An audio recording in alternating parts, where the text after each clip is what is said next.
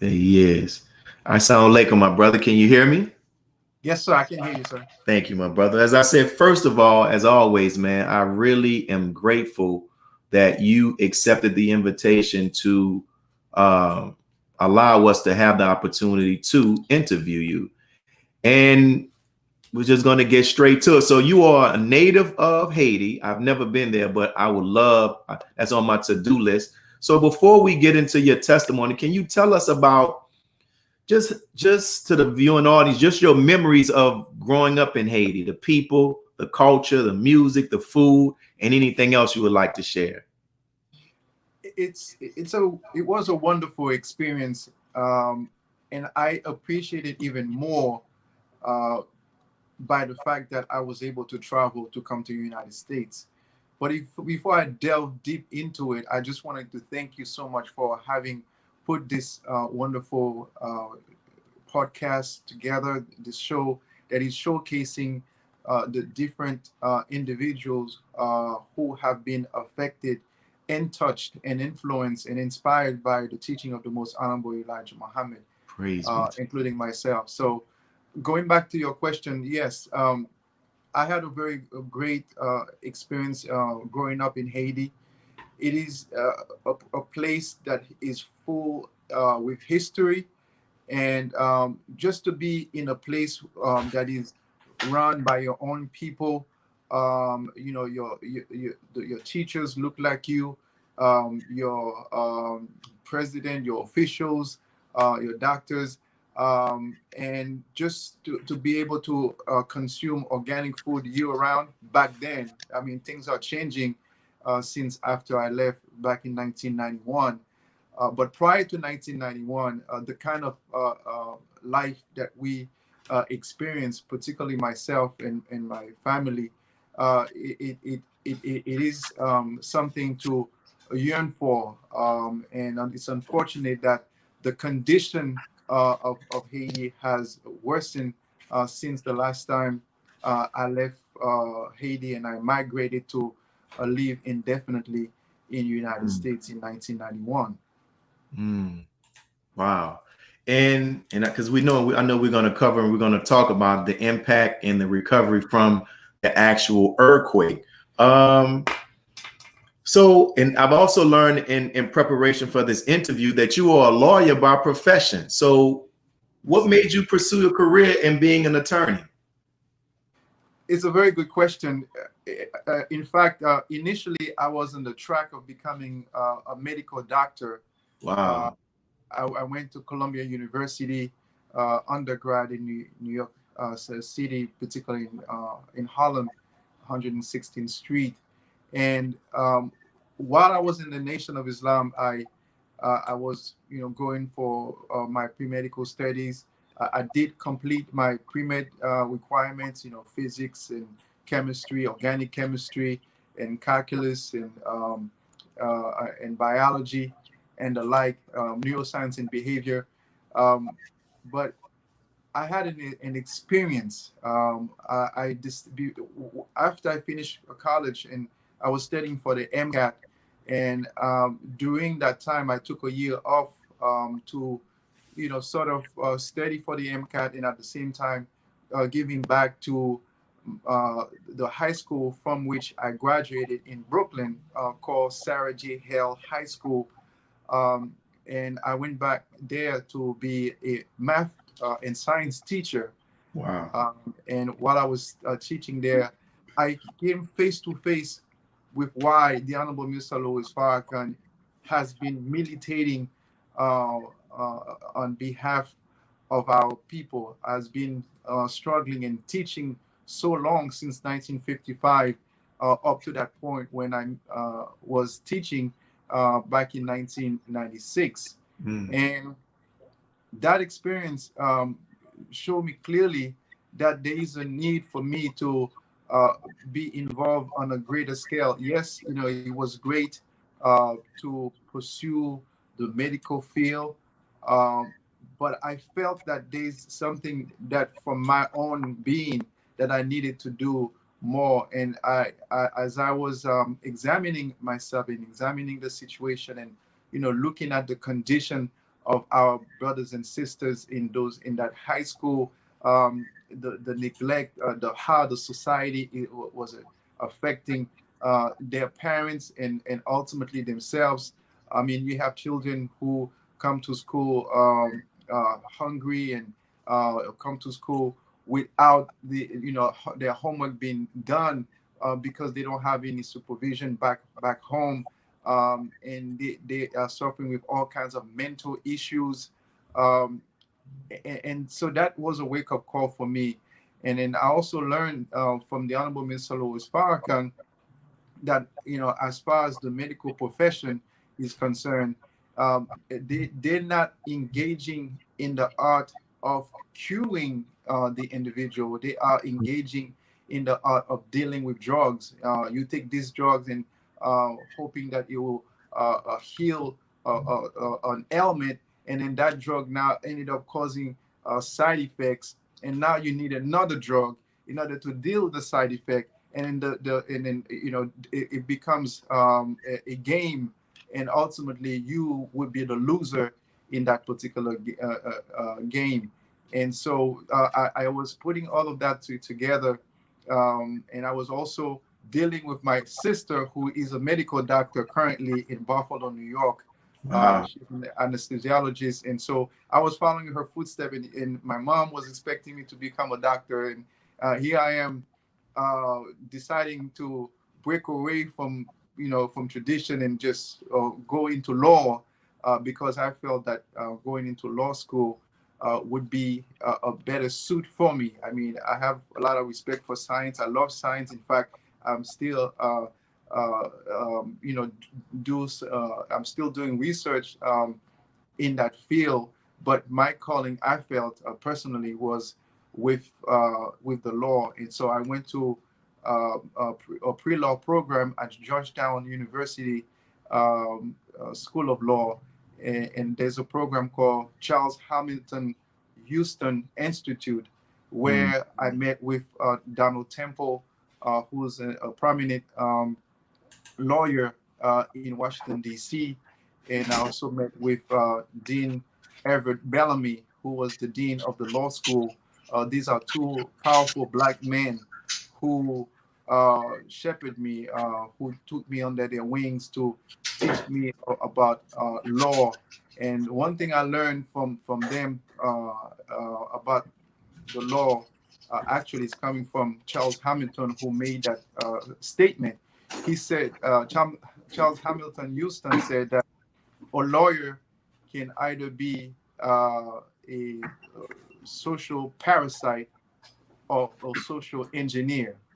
So obviously, my intent to go into law was to become a social engineer, and so that sort of gave me a framework, as to what direction I can, go as becoming a lawyer. You can either become a social parasite or social engineer. And as a member of the Wow. Nation of Islam, I decided, to focus on the latter, to becoming a social engineer for our people. Well, in the work that you're doing in this work of resurrection, you're still in medicine and healing. So you mentioned that. How did you first become introduced to the teachings of the Most High Elijah Muhammad, and then what made you decide to actually join? Yes, I first came in this country in 1991, and I was 19 years old, and I was coming from New York to travel to New Jersey with my father. We were in a van. We were going to work at this factory. It's called American Bay. It's a fur coat factory. And on my way to the New Jersey to that factory from New York, I was living in Brooklyn.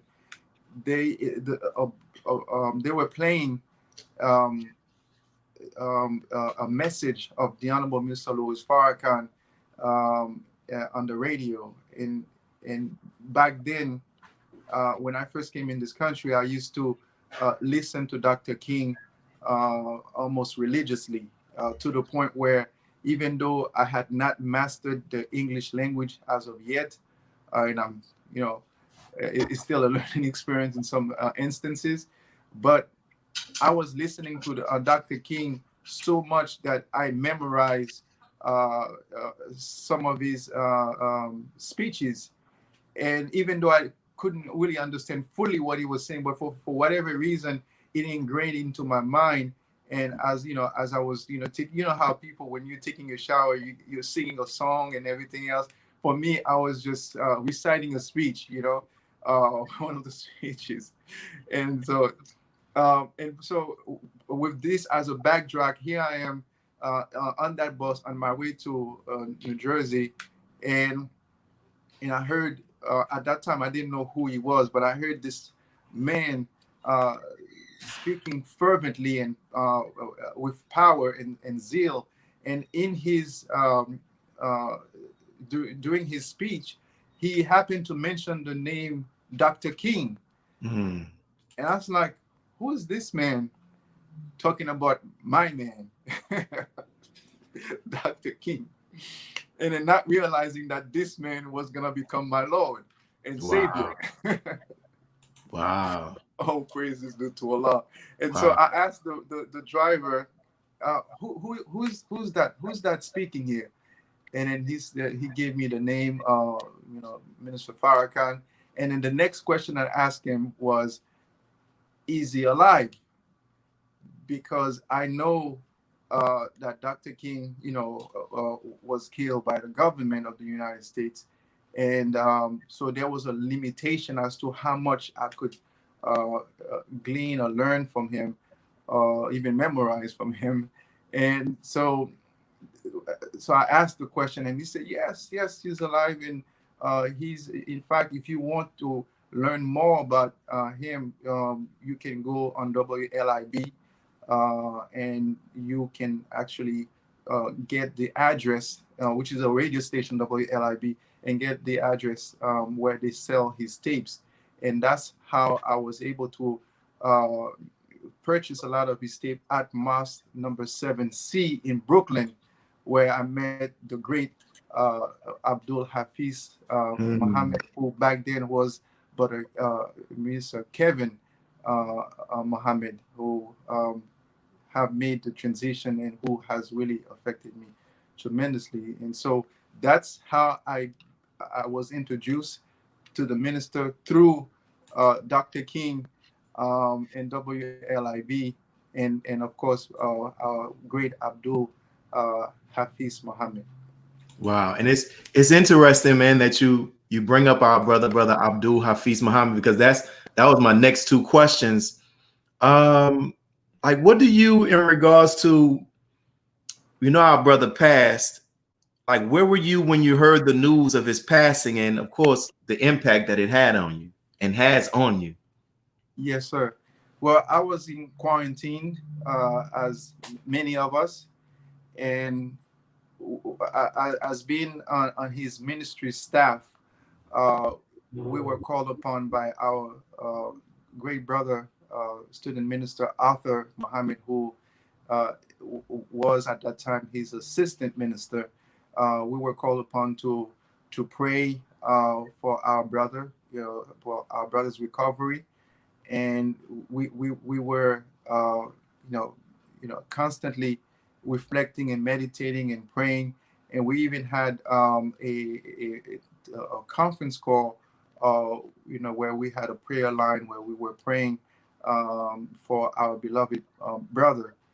And Brother Abdul Hafiz Muhammad was bigger than life to me, because um, when I first, the very first student minister that I have ever heard in the Nation of Islam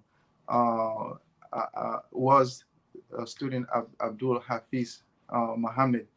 Um, and so after I heard Minister Farrakhan, I heard a voice. I heard student Minister Abdul Hafiz Muhammad at number 7C. his voice and his representation of the teaching have had a major impact on me. And so I couldn't really, his presence was so powerful and so strong. Then I was, so convinced that he was gonna pull through this. And so when I heard that he made the transition, um, I did not know how that was gonna affect me, because I did not anticipate that. But when I heard that, it caused me to break down in tears. And it was not just on that day, but it was several days. I was going through a period of mourning. And um and when I heard the Honorable Mr. Louis Farrakhan speak about uh, how we should not let our emotion uh, take a better part of us. I don't want to misquote him, but essentially what he was saying, that when you lost into the emotion of your loss, then you can get lost.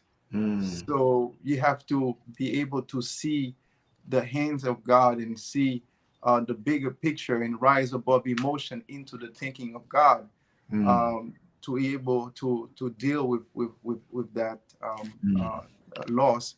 So that loss was major to me, because I looked up to the brother. He was the representation of the Honorable Minister Louis Farrakhan to me. This is the closest that I got to the minister.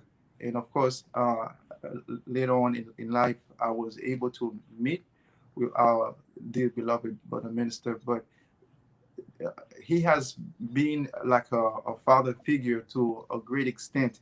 And I emulated him. I wished to have been able to, and still wishing to be able to memorize the supreme wisdom as he did. Wow.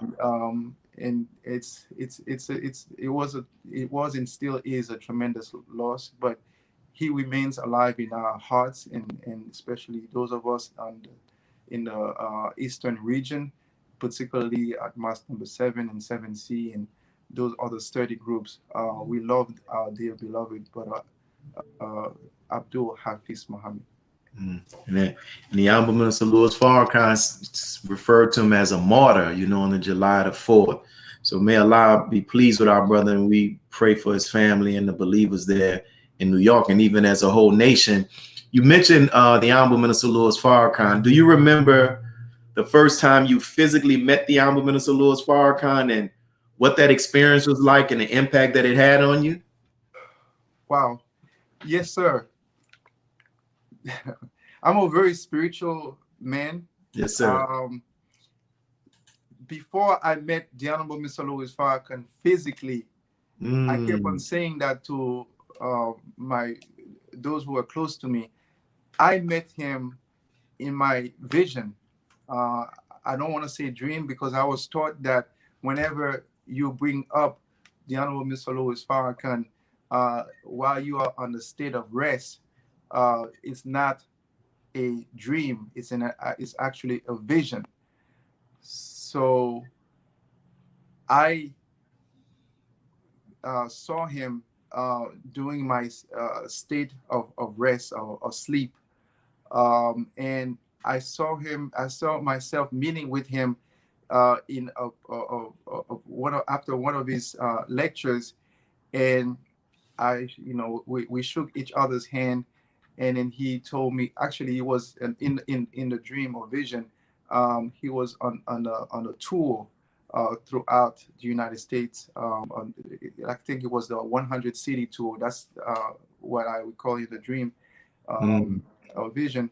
And then when I met with him, he said he met with several brother Josephs on during his tour.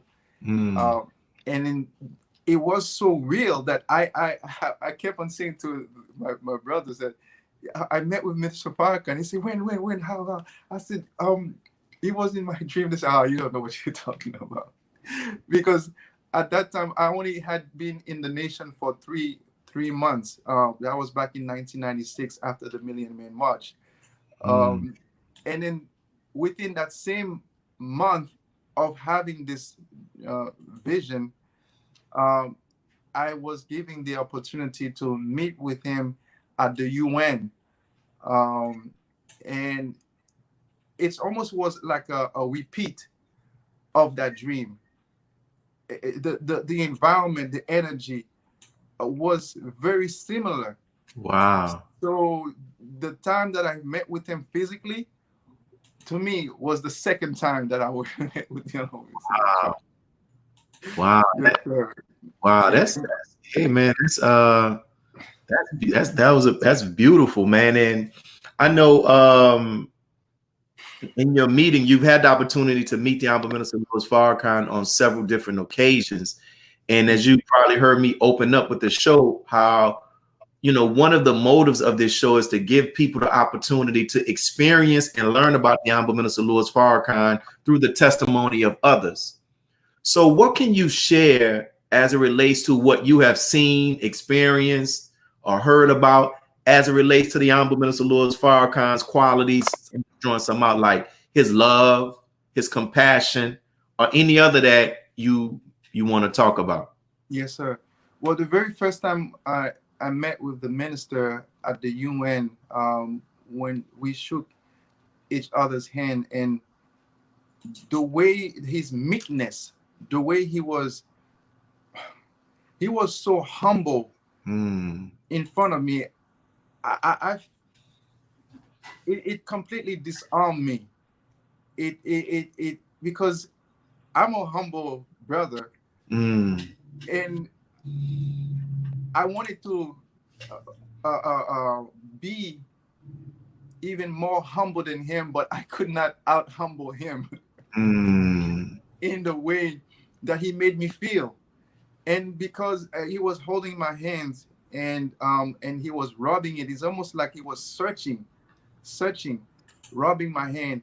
And then while he was doing that, as he was inclining his head at a 45-degree angle, and I was like, and I still have the picture. Someone took that picture, and then when we hug each other, I kept on telling him, "I love you, brother minister. I love you, brother minister," because I didn't know what else to say. What else to say to a man like that?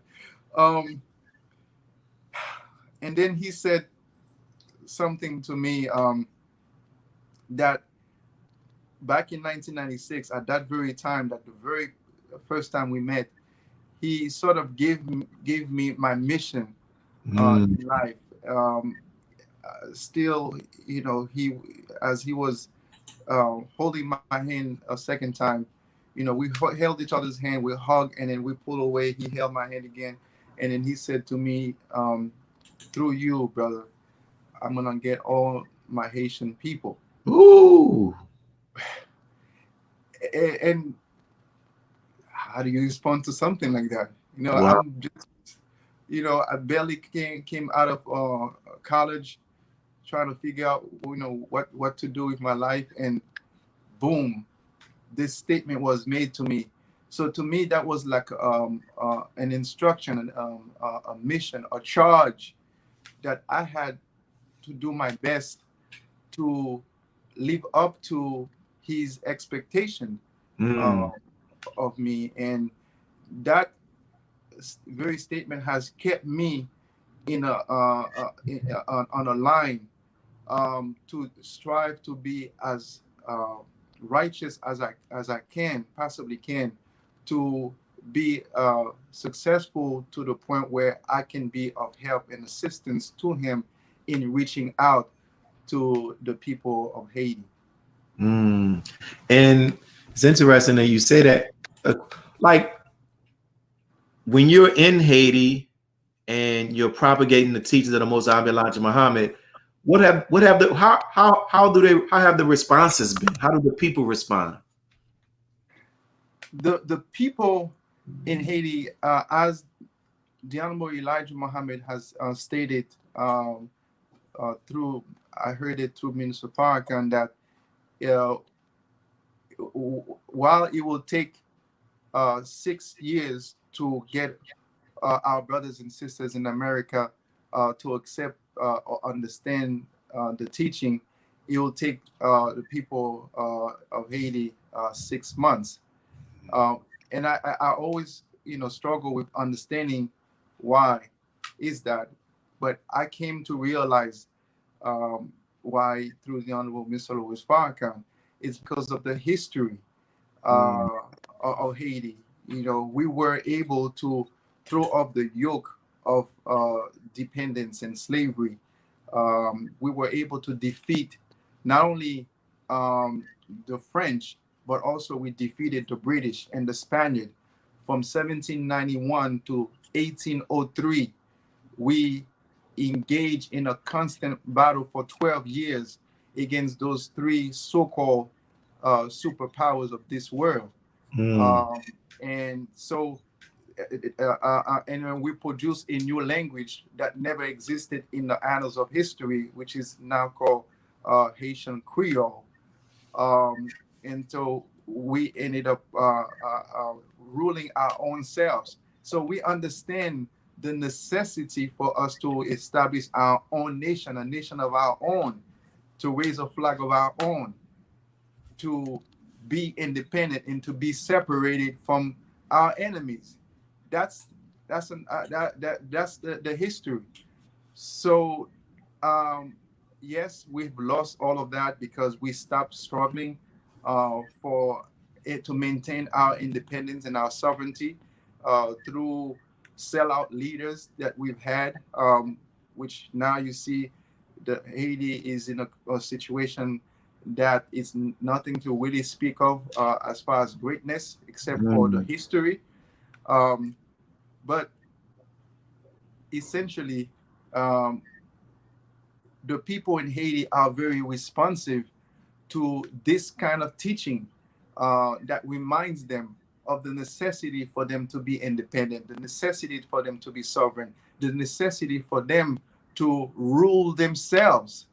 And so it's just a matter of them being able to get a translated version because there's a language barrier Mm. between the teaching of the Most Honorable Elijah Muhammad as exemplified by the Honorable Minister Louis Farrakhan and the people of Haiti.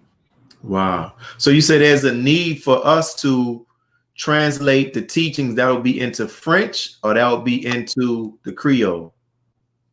Um, the majority of the people in Haiti speak Haitian Creole, while French would be, helpful. In fact, we have a number of books that have already been translated in French from English to French, uh, but we don't have as much in Creole, and it would be more effective to have the teachings being translated in Creole. I mean, I have, by the grace of Allah, have been doing a lot of translation of the minister's words and speeches. We have a show every Sunday at 2 p.m. on YouTube where we, translate and share the teachings of the Most Honorable Elijah Muhammad through the Honorable Mr. Louis Farrakhan. Wow. But we do know that more is needed in order for the Haitian people to uh, benefit from this great life-giving teaching. Wow. That's something, man. We have to check that show out. And also in preparing for this interview, I found out that you made history in America. The first black mayor for this city, but also the first Haitian American mayor in the city. It was called Ocean County, borough of South Thomas River, right? Am I pronouncing that right? So what made you pursue that? Where you just said, I'm going to run for mayor? Well, for a point of correction, I became the first black mayor in the history of Ocean County, Okay. New Jersey, a county that was established back in 1850 and never had a popularly elected black mayor. And I became the first Haitian American uh, elected mayor in the history of the state of New Jersey. Wow. And my understanding from speaking with Brother Marcus, who is a mayor in Benton, in Michigan, I am the first FOI NOI mayor in our nation history, at least on the in this second resurrection. I don't know much about the history before the humble before the nation fell, but it's safe to say, based on what Brother Marcus have shared with me, that I'm considered as the first. Um, it's interesting you asked me that question. I'm going to answer the question, and then I'm going to add an element to it afterwards. When I was in college, I was always a student activist, and you cannot be a member of the Nation of Islam and not being concerned about issues that are happening on the campus, issues that are happening in the country and in the world. So, I became a issue, not just an issue leader, but I became a leader on my campus, advocating for the rights of the people who has been affected by the oppression in the United States. And so I created an organization with the help of our brothers and sisters at Columbia University, called Black Student Leadership Collective. And from there, when I went to Vermont Law School, which is the second widest state in the whole United States, where I had invited our beloved sister, Ava Mohammed, uh, to speak on the campus, which created a lot of issues for me, but I knew that was going to come. So I did it gladly. um, on that campus, I was, with the help of Allah, I was able to create an organization there called Vermont Law School Student Leadership Collective for Human Rights.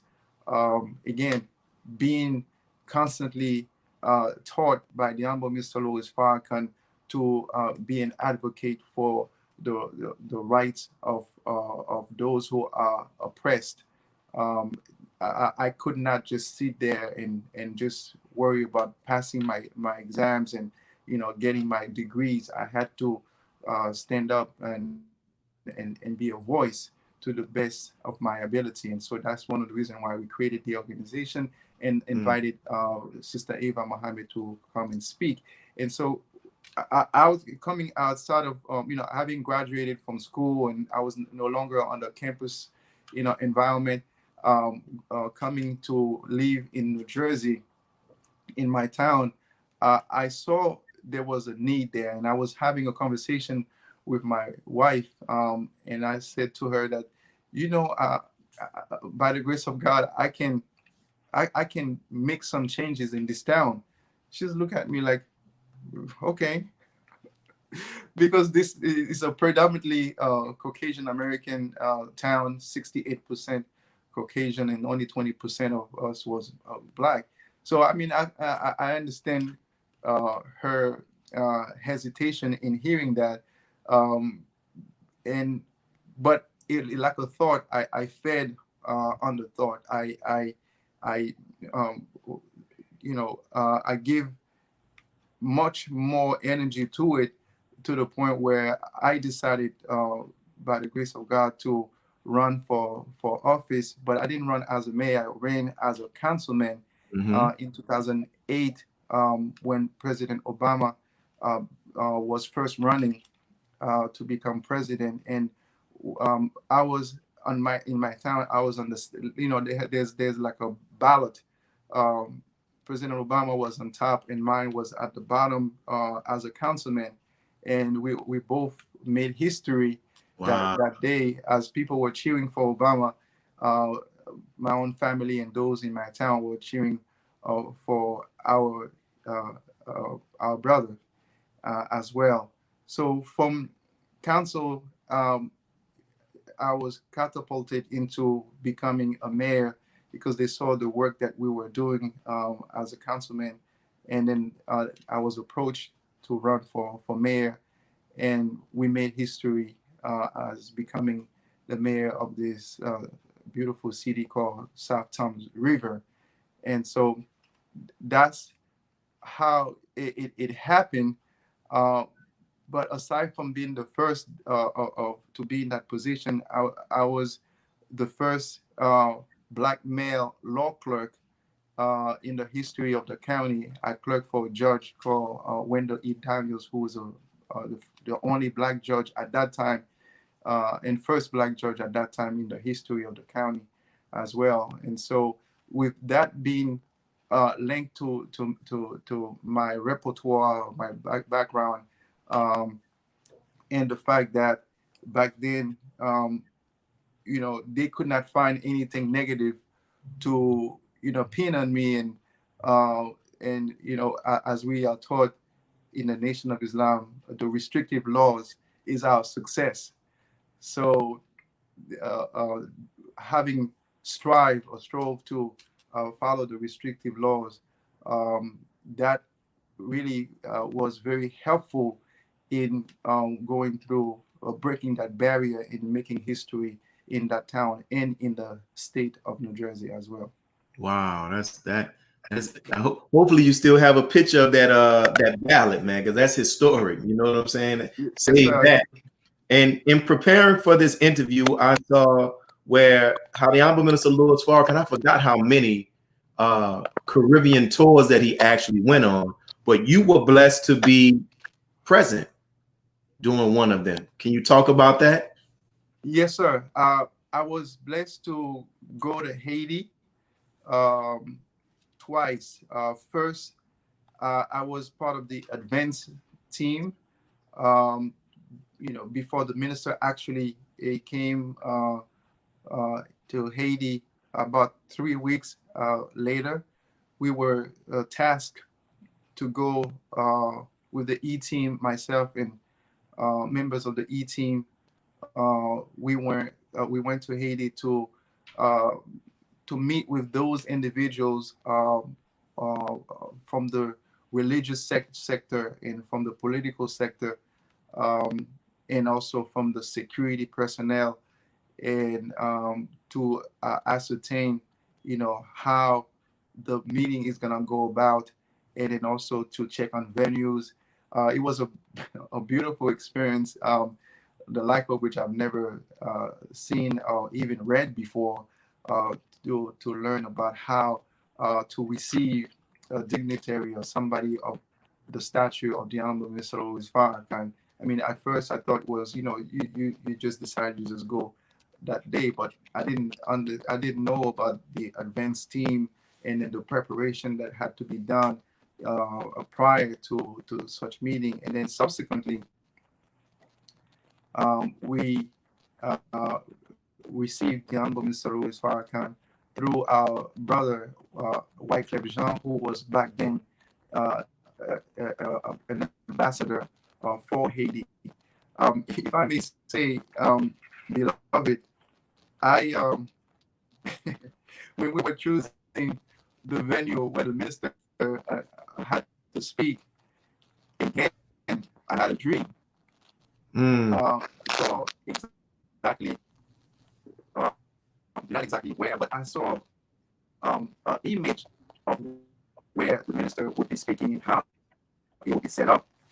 And so I was with the E team, and we went to another location, this location, and I said to them, no, I don't think that's right, because I didn't want to tell them because I had a dream. I just told them that it did not look right from a security standpoint, and then also from a connection standpoint. The stage was too high, and the people would be too low. It's almost like we have like a two-story house. That's like the stage, how high the minister would be, versus vis-a-vis the location of the people listening to him.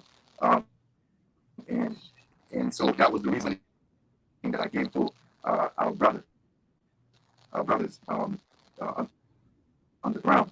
But in the back of my mind, I also, I saw that it did not match with the vision that I had of where the minister would be speaking, which was on a built stage, like it was like it's a stage that was prepared and created and manufactured for him, and what I had seen were not. And so when we were after a while, well, after several deliberations and then going back and forth, and then boom, they came up with the idea of investing in building that stage for the specific purpose of having the minister address the people at the public square. And I did see the public square, but I didn't know where. Oh, okay. It looked like our brother was experiencing some technical difficulty, but he'll come back on, you all. So in the meantime, while he's logging back on, I'll send him a text. Hope that you all are enjoying the broadcast. Let me know what you think. If you, those who are on YouTube, those who are on Facebook, let me know what you think about what you're hearing so far.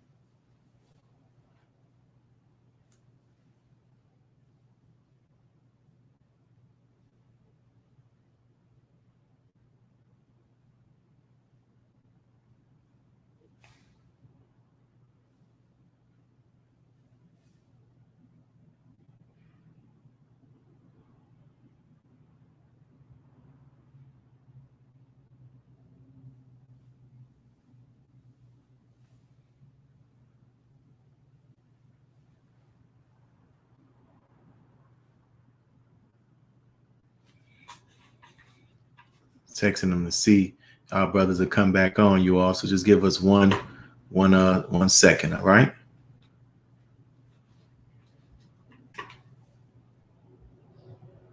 I'm good, brother Amir, by Allah's grace.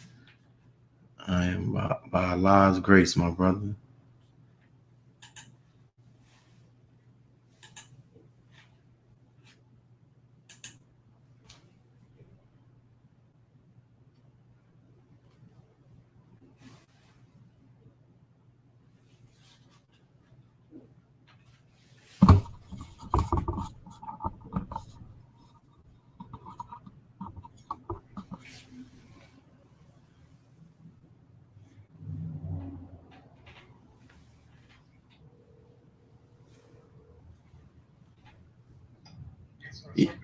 No, it's all right. You just got to log back in. Can you log back in? You good? Okay. Same link. We good. Same link. All right. All right, family. Our brother is logging back in. And when he logs back in, God willing, we're going to get right to it. But for those who are watching, inshallah, on next week, we're going to have our brother here.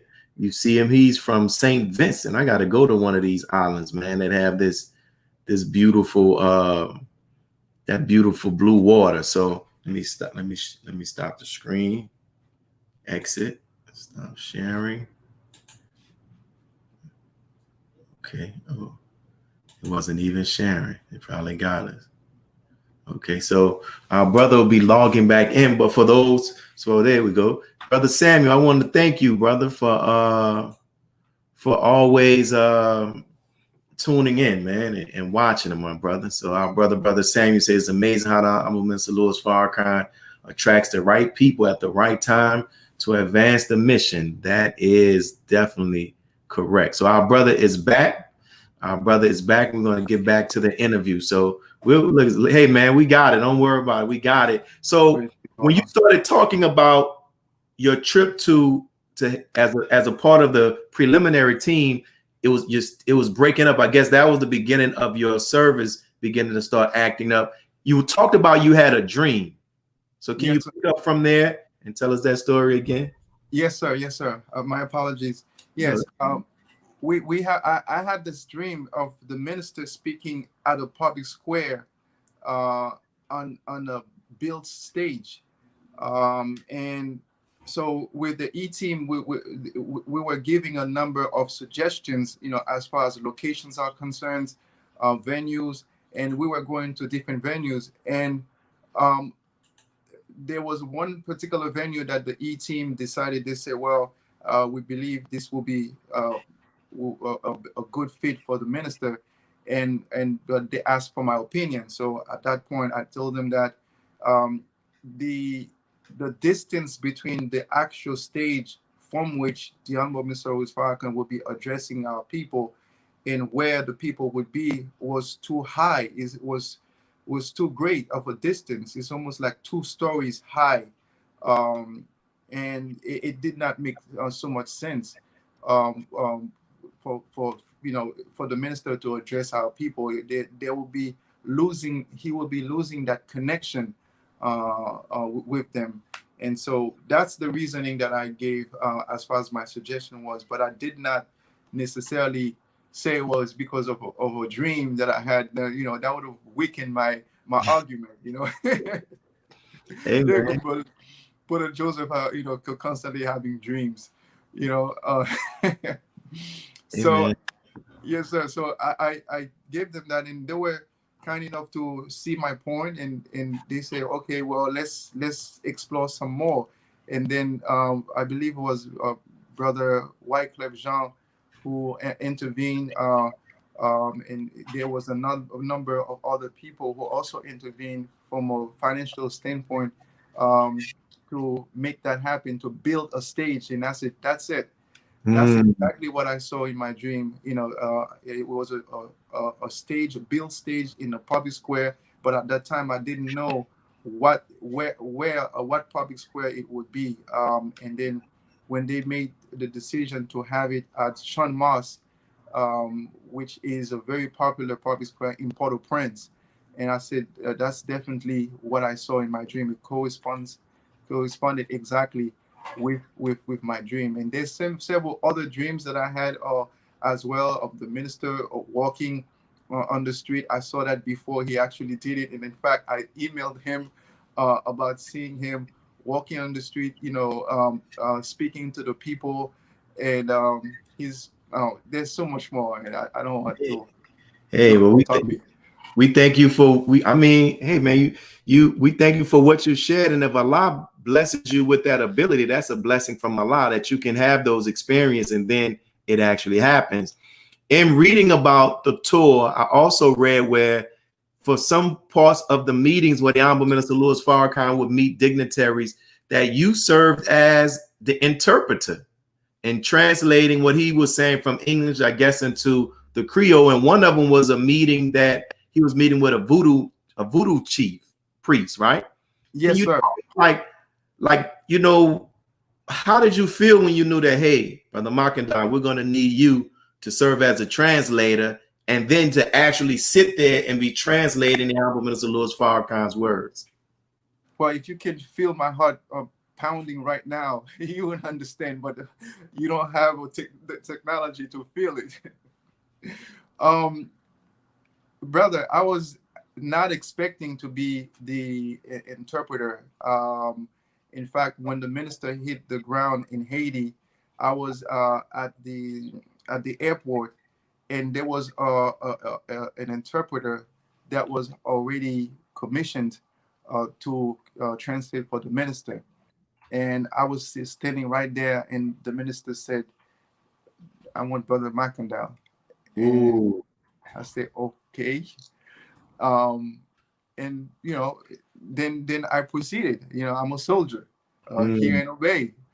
So, um, and I'm glad you asked that question as it relates to the voodoo interview. The very During the press conference uh, at the airport on December 11, 2011, that's when the minister went to Haiti. The minister said that he came to Haiti to learn and to share. Mm.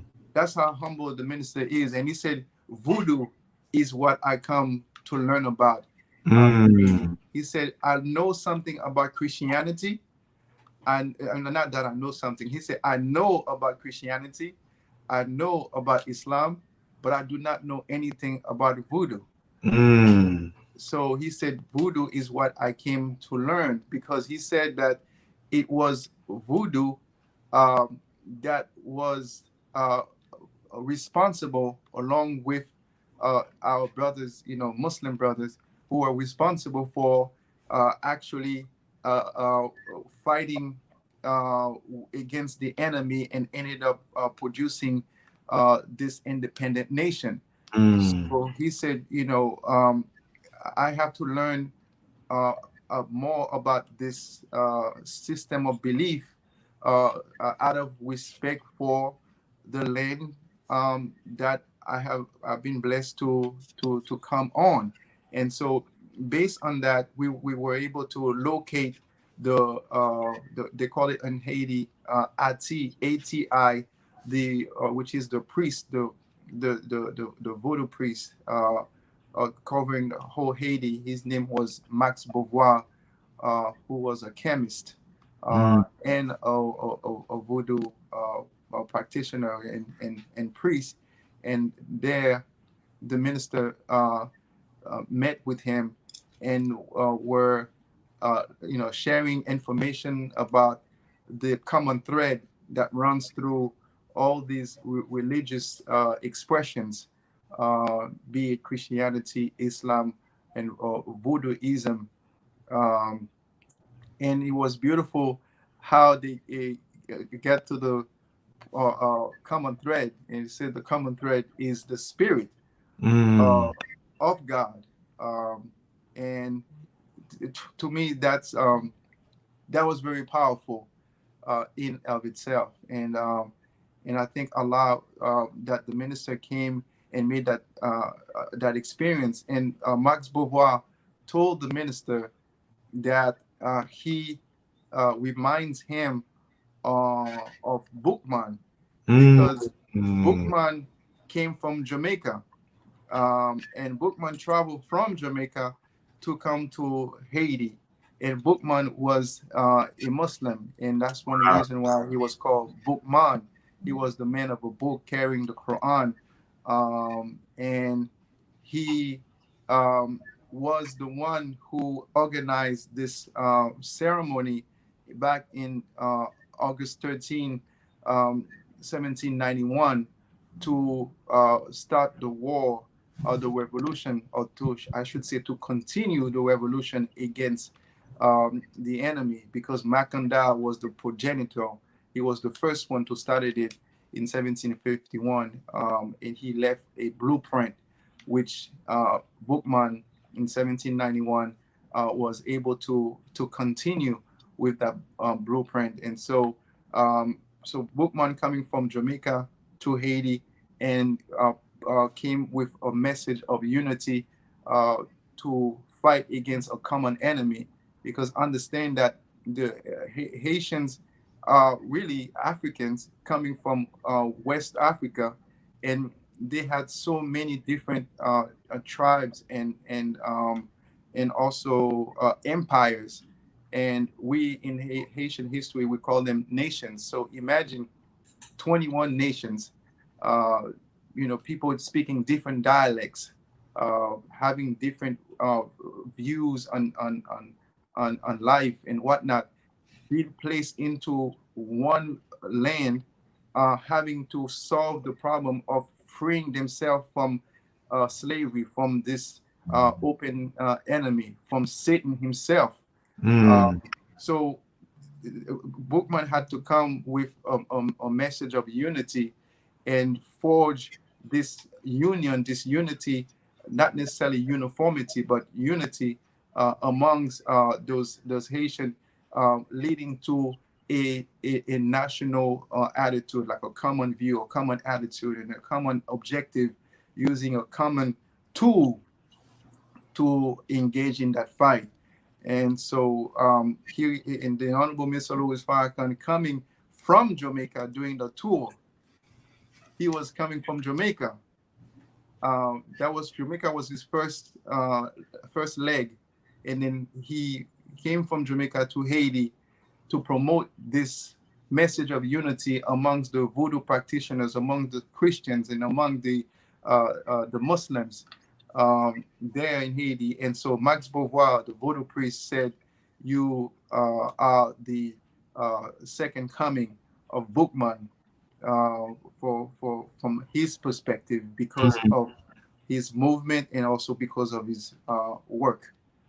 Wow, see, I didn't know that. That's the purpose why we're doing these actual interviews. And in addition to that, we know that our brothers and sisters in Haiti experienced a very devastating earthquake. And we also know, those in the Nation of Islam and those who follow and subscribe to the Final Call newspaper, that the Nation of Islam and the Honorable Minister Louis Farrakhan raised funds where we were able to donate solar powered water purification machines. And I believe you were part of the delivery when it was actually gone there to deliver. Can you talk about that whole occurrence, and how did the people respond? And what was interesting, what was the one requirement that the Honorable Minister Louis Farrakhan desired? Yes, sir. That's a very important question. Um, for those of you who didn't know or don't remember, Haiti was hit by a 7.0 Richter scale earthquake that claimed the lives of between 250 to 300,000 people in Haiti. And that was the most catastrophic occurrence in our current history. Um, yes, the earthquake and the Richter scale is not the greatest, but the impact of it was the greatest in our current history, and part of it was due to the fact that the policy of the United States of America, particularly President Clinton, in promoting, uh, in really militating against the Haitians being able to produce their own crops. He said that himself at a Senate hearing, that he wanted to um, relieve the Haitians of the burden of producing their own crops, and having them to focus on industry and factories and whatnot. And so most of the factories were in Port-au-Prince. So a lot of the people uh, would be coming to Port-au-Prince, and there was an influx of Haitians coming to that to Port-au-Prince. I should say it was not just President Clinton, but it was the policy of the United States. Clinton championed it. He took it to another extent. And so, excuse me, I have to drink some water. Well, get you some, definitely, man. Get you some water. And we appreciate what you're sharing and that history and all of that. Yes, sir. And so, so what they would do is, particularly President Clinton, they would dump um, rice coming from United States, particularly from Arkansas, where he was the governor before, and then also Tyson chicken.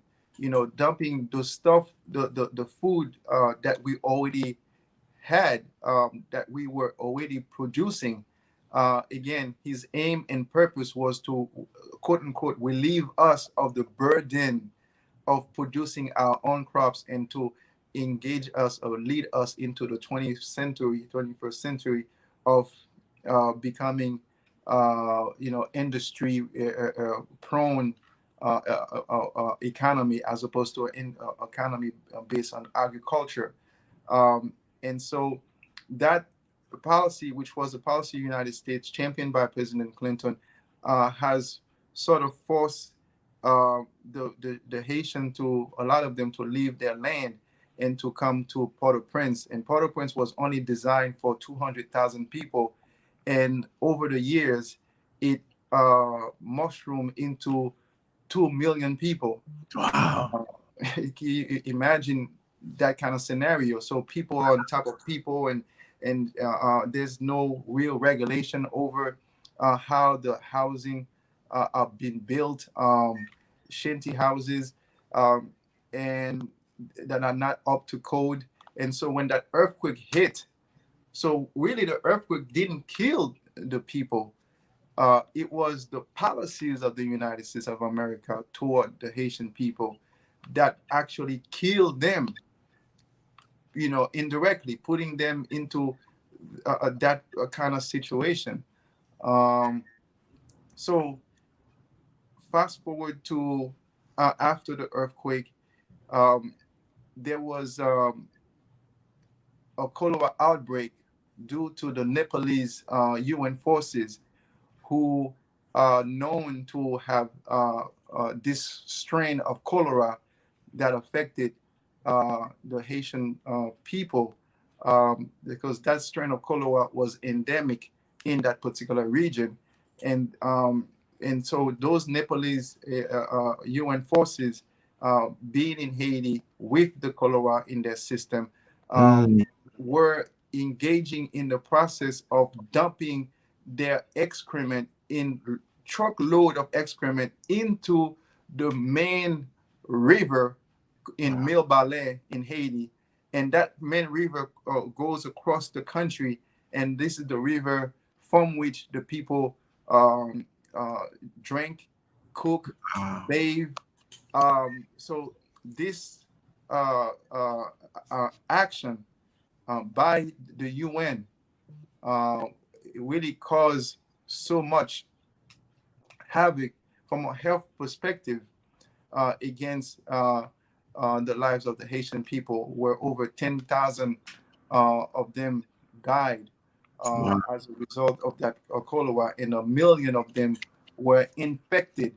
Of course, the number it could be even more, but I'm giving you figures that are about 3 or 4 years old. The continuous effect has not been monitored by the Haitian government and the UN itself, because we were pressing the UN to pay reparation to those people, because the UN did admit that they were responsible for that act, and then they were raising the whole notion of being immune, the immunity clause Wow. from being sued, and United States of America stepped in and we enforce the immunity clause, saying that we cannot sue the UN for reparation.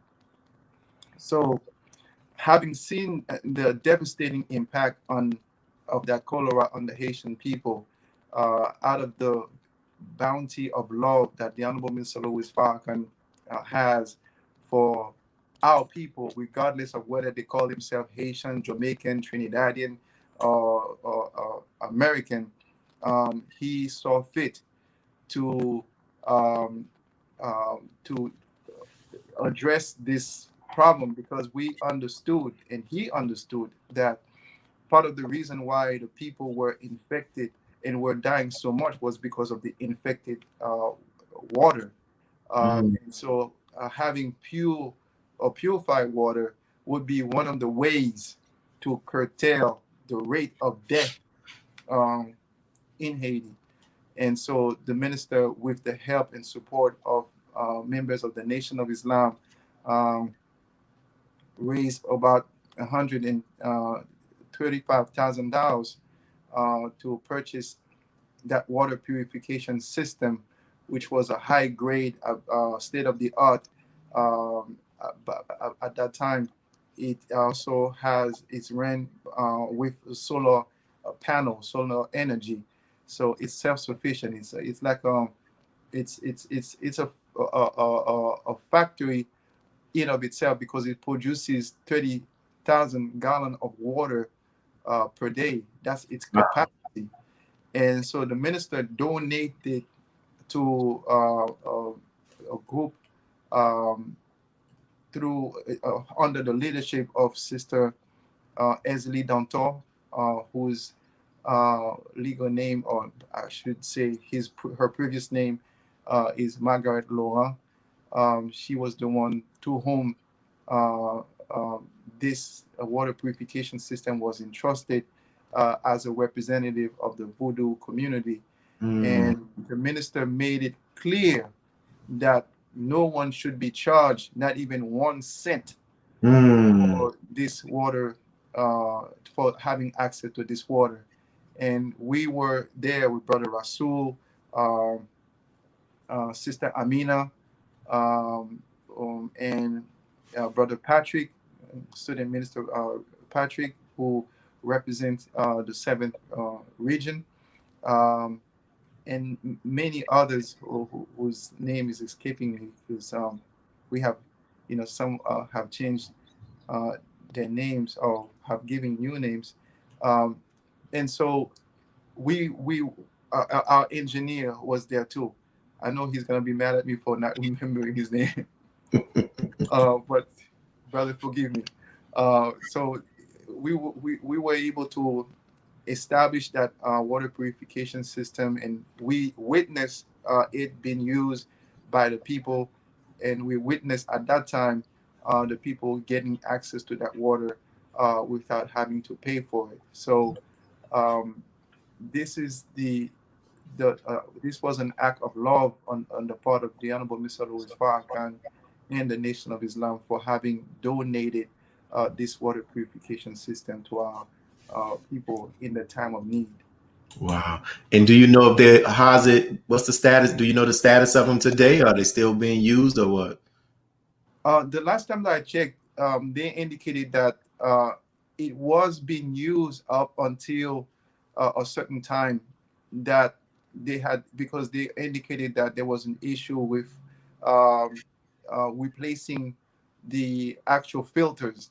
It's a very expensive machine, and they indicated that they are raising funds in order to buy new filters that cost about $5,000, from what I gathered from the brother Lavarin, who is in charge of the machine on behalf of Esley Dantor or Margaret Laurent, to whom this machine was entrusted. Walaikum salam. So we got a new sister Nia Muhammad. Walaikum salam. And I read an article, and the Honorable Minister Louis Farrakhan, I believe this may have been in preparation for the Justice or Else March. I believe it was. Well, he came to Miami for, it was a 3-day tour, right? And they said he was there. It was during the month of July, but it was a 3-day visit. He was in Miami, Florida. It was around July 29th. I don't know what year, but in his address speaking to the Haitian community, they said that he spoke about the tensions that exist between the Dominican members from the Dominican Republic and the Haitian community. And in the Final Call newspaper article, it talked about the solutions that the Honorable Minister Louis Farrakhan proposed. Do you remember that meeting, and can you share about his words? Certainly, I do remember that meeting vividly. In fact, right before our great conversation, I was listening to that statement, or that lecture that the minister was giving. Really, it was a fireside chat that he was engaging in with the Haitian community, and it was on July 29, 2015. At the Atlantic Resort and Spa in Fort Lauderdale, Florida. Our great beloved brother, student regional minister Patrick Mohammed was very instrumental in organizing this meeting, and I was able to help him as well in terms of reaching out to various members of the Haitian community, and we did not get a chance to uh, gather as many or as much uh, brothers and sisters from the Dominican Republic. Uh, one of our brothers, Brother Vladimir X, he uh, was invited to come, but due to the short notice, he could not make it at that time. But he did make it to 10-10-15. He was on stage with us representing Dominican Republic, and that was the vision of the Honorable Minister Louis Farrakhan being fulfilled.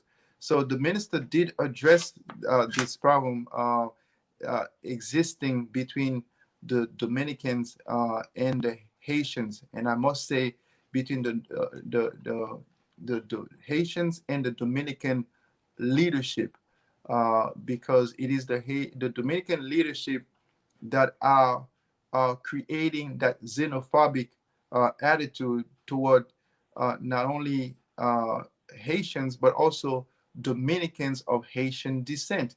Mm. Um, there was a law that was passed by the Tribunal Court in 2013. The law is codified under the title TC 168-13, and the 13 stands for the year, and 168 is the number of that decision, almost like a docket number, in which the Tribunal Court indicated that any Dominicans born of undocumented parents after 1929 will essentially be denationalized. Mm.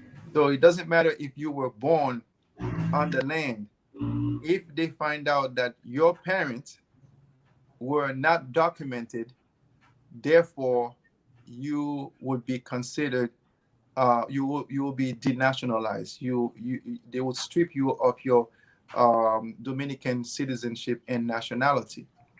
So it was a devastating decision, because you have people in their 80s, 70s, older individuals who were born on the land. They don't know anything else except that land as being their country. And this rule, this decision by the Tribunal Court, uh, did not care for any of that. They wanted to purge the Dominican society of those dark-skinned Dominicans, because they back in 1937, there was a president of Rafael Trujillo, who was a tool and a fool of the U.S. government, that he engaged in the killing of 40,000 Haitians in just 1 week. Dang. It was a massacre, and the way that they determined whether or not somebody was Haitian or not was by having the person repeat the word parsley in Spanish, um, and then they wanted to see if that person was able to roll their R's. If the person is not able to roll their R's in saying the word parsley in Spanish, um, then that person was considered Haitian or a non-Dominican, and Wow. that was your death sentence. That was your crime, not being able to roll your R, you know. And so the OAS, the Organization of American States, did sanction Dominican Republic for having committed such a heinous crime against the Haitian people, and they fined them $522,000, but they reduced the number from 40,000 to 18,000, which an average is $29 per Haitian life, if you Wow. make the the math. So so there has been a history that in trying in striving to keep Dominican Republic light skin or white, and that's why there are some Dominicans, they may be, you know, as dark as I am or as light as you are. They would claim to be white or not black. They don't from a cultural standpoint, they don't associate themselves with their blackness. And I'm not talking about all of them. I'm talking about particularly those who are born and raised in Dominican Republic. Those who are in the United States have not really been as virulent in that belief, and they a large extent have rejected it because of their experience here in America and how they are treated similarly as our black brothers and sisters in America. The police will tell you clearly in the way that they're treating you that there's no such thing as a Dominican race. It's a nationality. You are black. Some of you light skin and dark skin and whatnot, but you are black folks. Mm. Um, so the minister addressed that by saying to us that the reason why you see so much rift between Dominicans and Haitians is because we had two different slave masters. Mm. We had the Dominican were enslaved by the Spaniards, and the Haitians were colonized and enslaved by the French. Since the French and the English never got along, then their slaves also don't get along with each other. Wow. They So the slave masters pass on their hatred for each other onto their slaves. So it translated into those xenophobic attitude of those Dominicans versus those Haitians, and of course the minister spoke about the need for us to reject this kind of division and reject that skunk he called the uh, this Caucasian reality in promoting this kind of division, a skunk that's spreading the stench of racism in the minds and hearts of various people in Haiti and also in Dominican Republic. And mind you, that stench of racism is also found in Haiti as well, within the country of Haiti, between people of different hues and colors and whatnot, because we were colonized by a so-called man or mankind that was very color conscious and race conscious. So he passed on that kind of mentality onto us, where even in Louisiana, there was a history of the brown bag, whether or not if you can pass the brown bag test, you can get access to certain circles and certain distance and that. This is among black people. So I don't want this to be seen as this is a Dominican versus a Haitian or whatnot, but it's really something that is that we have inherited through slavery, that not only exists between Dominicans and Haitian, but also exists within the Haitian people and within the Dominican people as well, and in America. So the minister spoke about the need for us to uh, join each other and teach our brothers and sisters in Haiti and Dominican Republic about the real enemy, and stop looking at ourselves as the enemy of each other. We should look at ourselves as the brothers and sisters of each other, who has a common enemy and a common struggle, common conditions that we have to overcome. Hmm. And I think in that same article, it mentioned where you and I believe the brother who's the Dominican representative in the Nation of Islam, that you all were sent on a fact-finding mission. Yes, sir. We went to Dominican Republic in the Bate, in San Pedro, in Dominican Republic, and we also went to meet with the ambassador of the United States to Dominican Republic, and we addressed the issues that those Dominicans of Haitian descent and Haitians were confronting in terms of the lynching in Dominican Republic. There was a brother who was lynched in Santiago um, back in 2012 or 13, and Dang. we because of that xenophobia, and they would ransack their homes and attacking them, and this is created by the those who are in power, who are using the power of the media to promote this kind of negative propaganda and xenophobic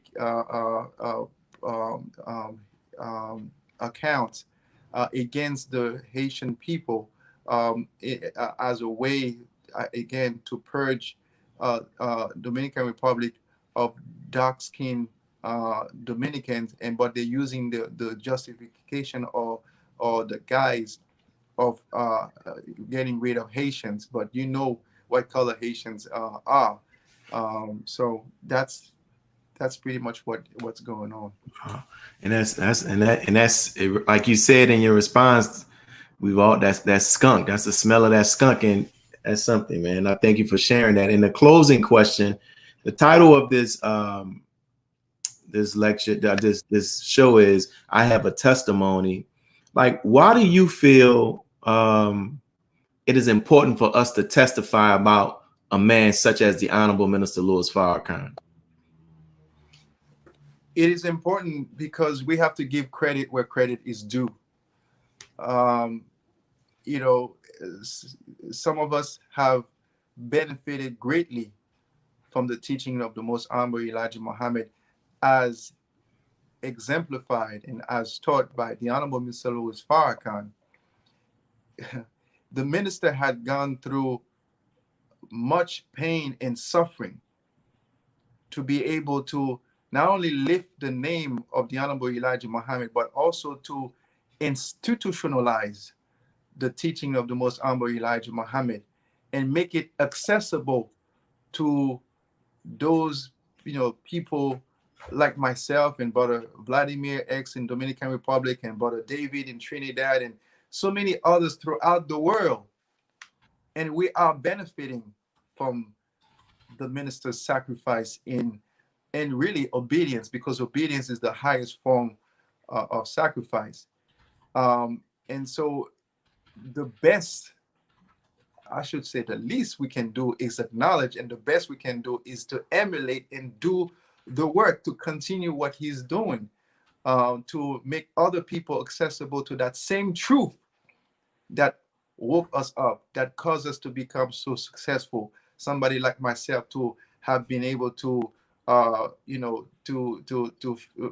finish, not only finish school and go to the best schools in the world. Went to law school in Italy, Trento University, to study European Union law and study at Columbia University and do all those great things. But for me, the best school was the University of Islam, as far as going to the mosque and learning more about who I am, and learning about God and learning about my role and function on this planet before I leave this planet. You cannot put a price tag on this, teaching me how to eat to live, and then having the sufficient requisite knowledge to help my family, for first wanting to have a family, looking forward to have a family, and then having the requisite knowledge on how to teach that family and how to preserve their health by not giving them vaccines and giving them the right food and these navy beans making it a staple food in your home. Just watching your children growing up so beautifully and intelligently to the point where they had to skip them grades and still are considered in high honor rolls even after they skip grades.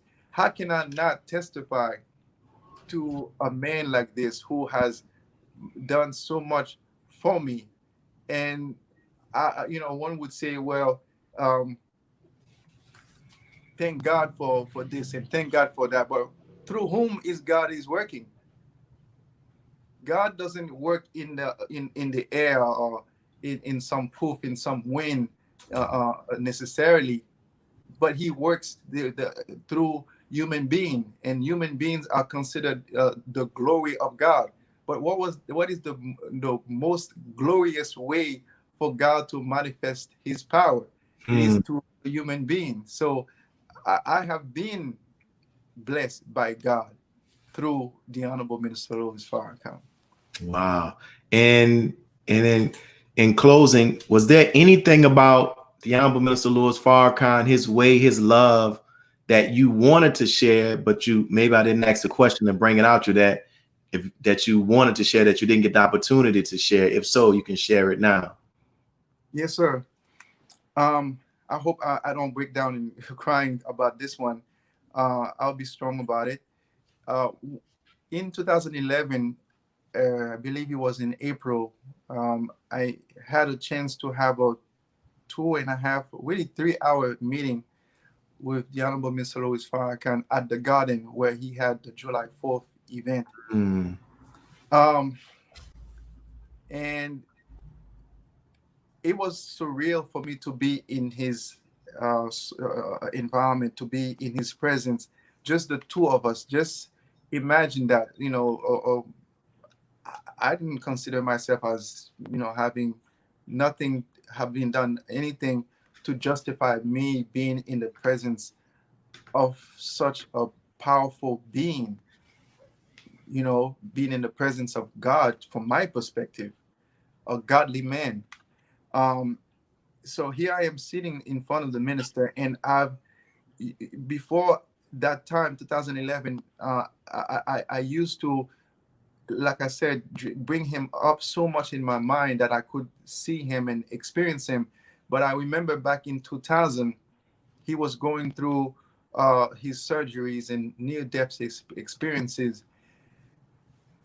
And I asked Allah, um, if it is true that every year Allah has to claim a number of souls, Hmm.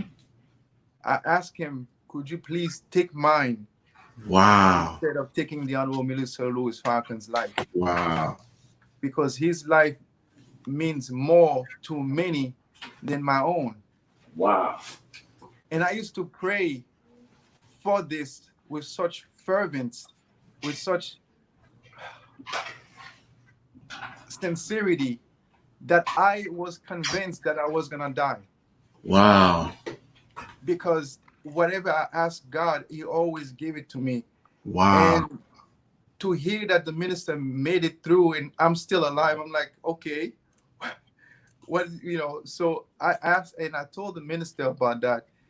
And then I was tearing and crying as I was saying that. And he stopped me and he said, brother, I didn't come here in this world for you to lose your life over here. Mm. He said, I came here to give my life for you. Woo, woo. I said, oh my goodness.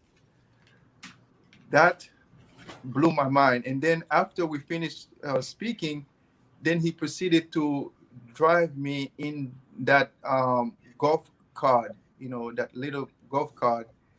And I was kind of confused. I'm like, but miss, can I drive instead? Because, he said, no, brother, you my guest. Brother, my heart is racing right now speaking about this. And I Mm. remain humble and just touched by this experience. And I'm just trying my best to give back, which I will never be able to, but I can only give forward, to thank him forward by doing the best I can to be a good, to be a Muslim, because there's no such thing as a bad Muslim. A Muslim is one who submit his will to do the will of God. But I'm just striving to be a Muslim and to be a follower of his teachings and his instructions. And I'm glad I asked that question, because that's a very powerful experience, man, and it really shows your heart that you were willing to offer yourself up in place.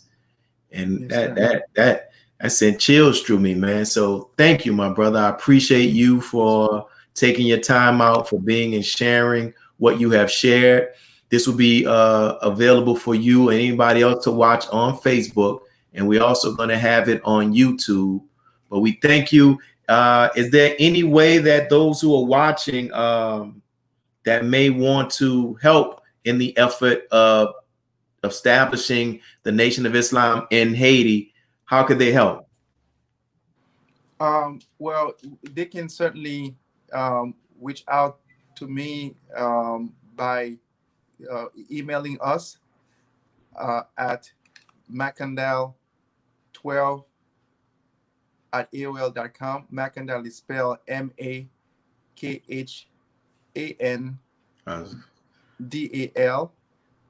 12 at AOL.com.